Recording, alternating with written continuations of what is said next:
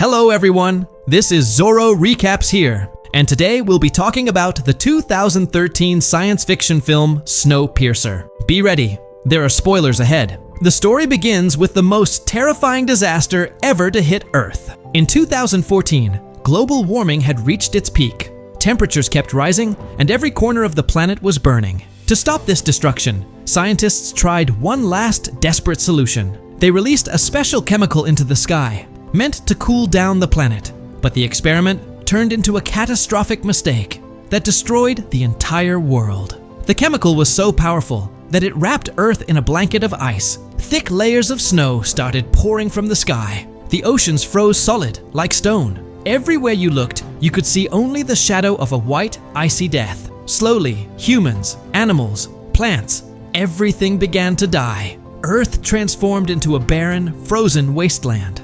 In this apocalypse, humanity's last hope was a train called Snowpiercer. It was built by a billionaire engineer named Wilford, but this wasn't just any train. Its engine never stopped running. It was a machine designed to circle the globe non-stop on a massive track network. Inside the train, people had everything they needed to survive: electricity, water, food, and a fully self-sustaining world. The passengers on the train were divided into 3 sections, almost like a miniature society. At the very front were the first-class cars, home to the wealthy. These were the people who paid huge amounts to get on board. For them, the train was no less than a 5-star luxury hotel. Delicious food, alcohol, beautiful bedrooms, and every comfort they could ask for. They could do whatever they wanted, and the train provided everything according to their wishes.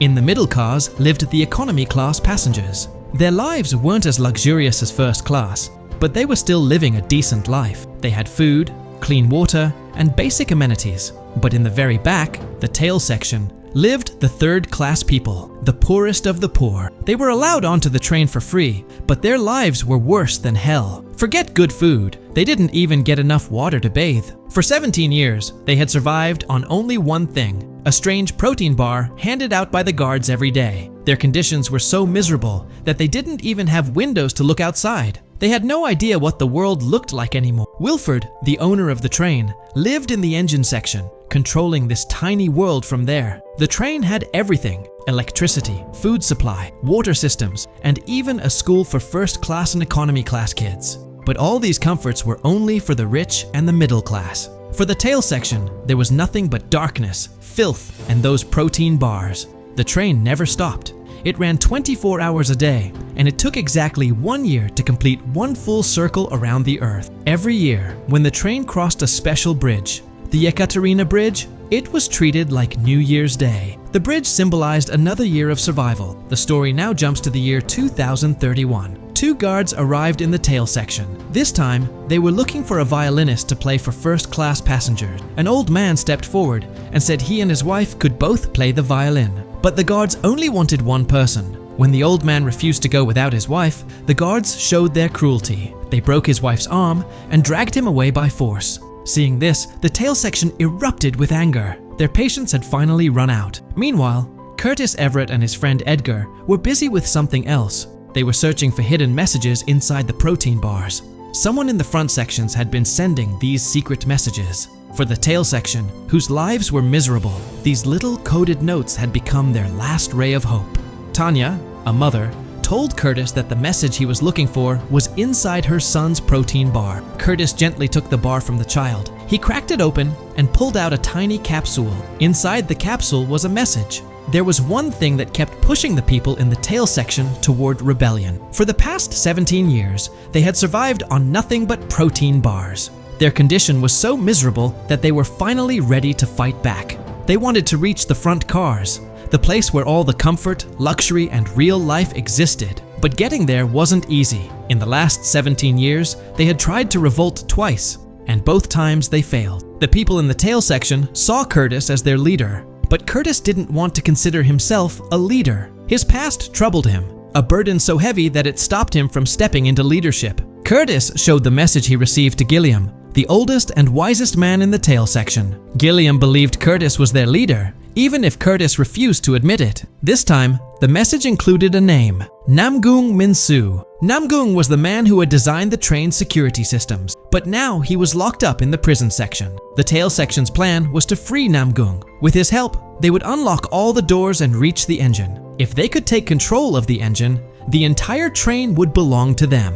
This could change their lives forever. It was their last chance. That same night, the guards and the train's CEO, Mason, came to the tail section again. This time, they came demanding children. The guards started measuring the kids' height. Tanya and another man, Andrew, tried to hide their kids, Timmy and Andy. But the guards were brutal. They forcefully grabbed the children. In anger, Andrew threw a shoe at Mason to stop her from taking his son. Mason left with the children, but soon came back. She picked up the shoe and mocked the tail section people. She said, "Just like a shoe belongs on a foot, and a head belongs on a body, you people belong in the tail section. Never forget your place." Hearing this made everyone's blood boil. Mason decided to punish Andrew. She ordered the guards to stick his arm outside the train. The cold outside was so deadly that within just 7 minutes, his arm froze solid. Then, the guards shattered it with a hammer. This was a horrifying punishment. Many people in the tail section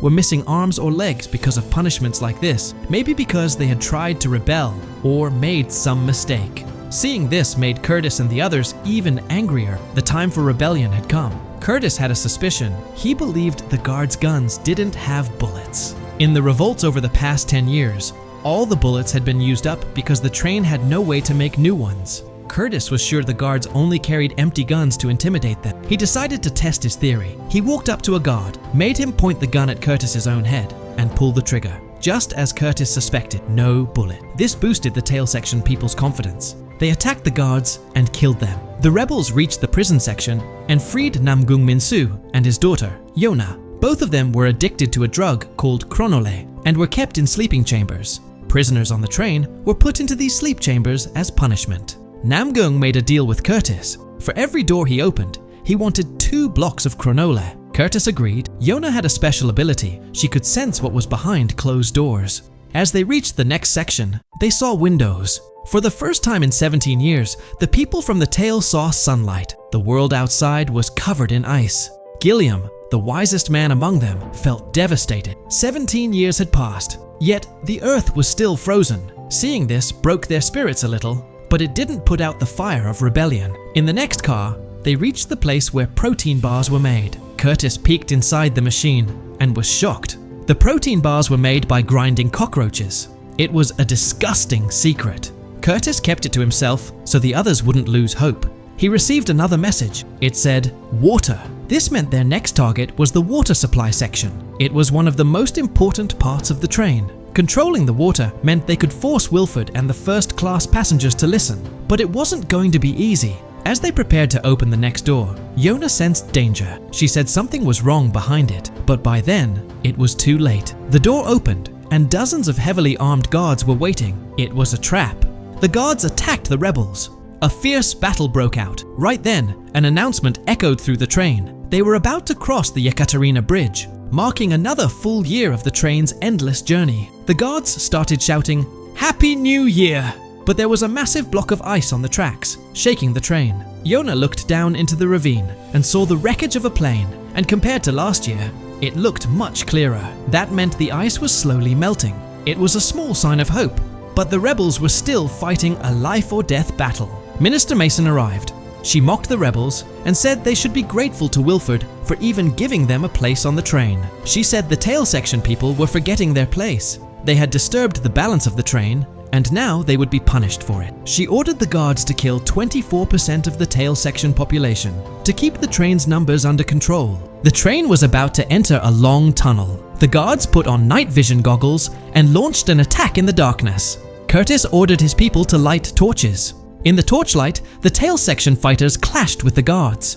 It became a brutal, bloody battle. During the fight, one rebel grabbed one of Mason's commanders, but Mason sacrificed him without hesitation. She didn't care about his life at all. A guard grabbed Edgar and threatened to kill him unless Curtis stopped. Curtis tried to get to Mason, but before he could, the guard killed Edgar. Seeing this shattered Curtis. Edgar was his friend, and his death only filled Curtis with even more rage.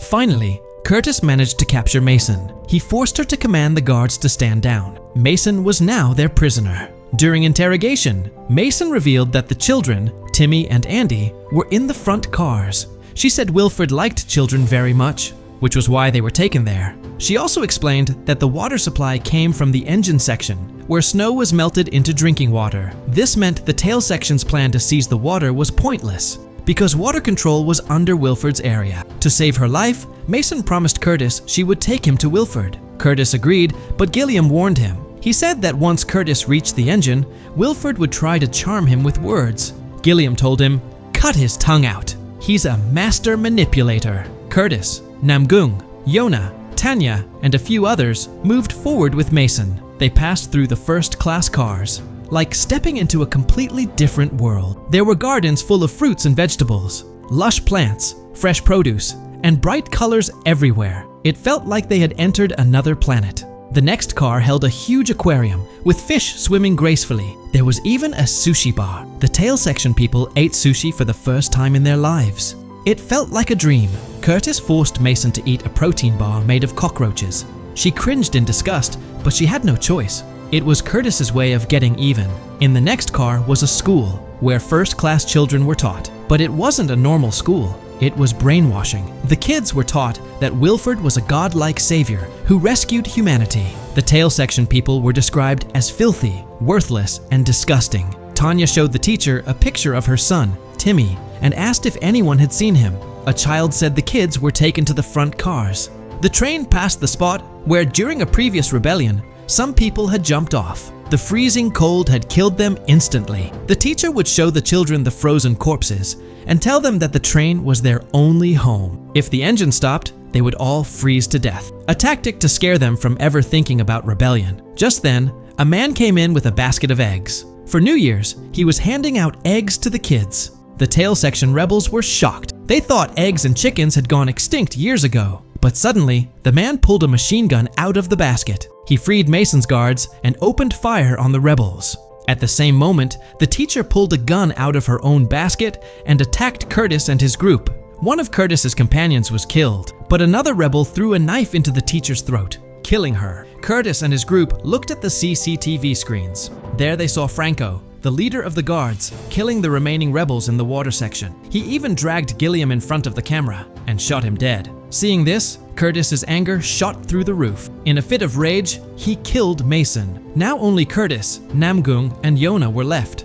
They kept moving forward. They had now reached the first-class section. This area had luxuries like a hospital, tailor shop, beauty parlor, and even a swimming pool. In one of the cars, rich passengers were partying while high on a drug called chronole. Namgoong and Yona collected a huge amount of chronole from there. This drug was going to be important for them later. When they reached the engine section, Curtis lost control. He tried to break down the door. Namgoong calmed him down and gave him his last cigarette. Curtis then opened up about his painful past. 18 years ago, when the earth started freezing, thousands of people had been shoved into the tail section. For a whole month, they got no food and no water. Starvation drove everyone insane. People started cutting each other up and eating one another. Curtis did the same. He killed a woman and took her baby, intending to eat it. But Gilliam grabbed his knife and stopped him. Gilliam even cut off his own arm and gave it to the starving people to eat. That baby's name was Edgar. Gilliam's sacrifice inspired many others, and they too cut off parts of their own bodies to help others survive. Curtis carried deep regret about all of this. He hated himself because hunger had made him forget his humanity. A few months later, Wilford's guards arrived with protein bars, and since then, the people in the tail had survived on those bars. Namgoong listened to Curtis's story. He said the story was tragic, but taking control of the engine wouldn't solve anything. He suggested they should open the door to the outside instead. He revealed that he'd been collecting chronole because, in large amounts, it works like a bomb. He told Curtis that every year at the Ekaterina Bridge, he would see the wreckage of a plane in the ravine. At first, only a small part of it was visible, but now the whole thing was visible. This meant the ice was melting and people might be able to survive outside again. But Curtis didn't believe him. He thought Namgoong was delusional from inhaling too much chronole. Right then, Wilford's secretary showed up.